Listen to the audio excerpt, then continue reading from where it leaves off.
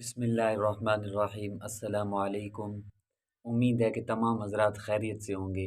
اللہ تعالی ہر آدمی کو خوشیاں نصیب فرمائے اور تمام غم دھو دے۔ سامعین مکرم، زندگی مختصر ہے، اس کو اس طرح گزار کے جائیے کہ آپ کو لوگ یاد رکھیں۔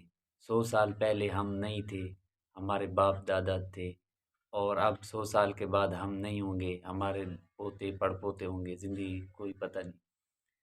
ایک اللہ والے نے چند لوگوں کو زندگی کی مثال دیتے ہوئے مثال کے طور پر کہا کہ آپ آدمی ایک ایک سیب اٹھا کر کھائیں۔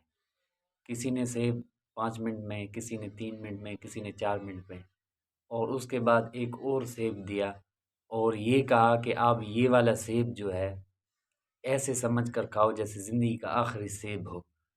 تو سب آدمیوں نے مزہ لے لے کر آرام آرام سے اس سیب کو کھایا اور کہا کہ اگر آپ اپنی زندگی کو اس طرح بناؤ کہ یہ میری زندگی کا یہ جو میں کام کر رہا ہوں، جس طرح کہ میں ویڈیو بنا رہا ہوں، تو یہ کہوں کہ میری زندگی کا آخری ویڈیو یا آخری وقت ہے، تو اس کو مزے کے ساتھ لذت کے ساتھ گزارنے کا دل کرے گا۔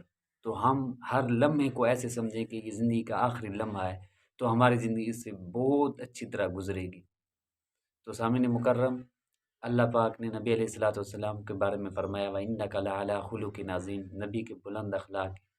اور حضرت عائشہ رضی اللہ تعالیٰ عنہ فرماتی ہیں، کسی نے پوچھا کہ حضور کے اخلاق کیا تھے، تو آپ نے فرمایا کہ آپ قرآن نہیں پڑھتے۔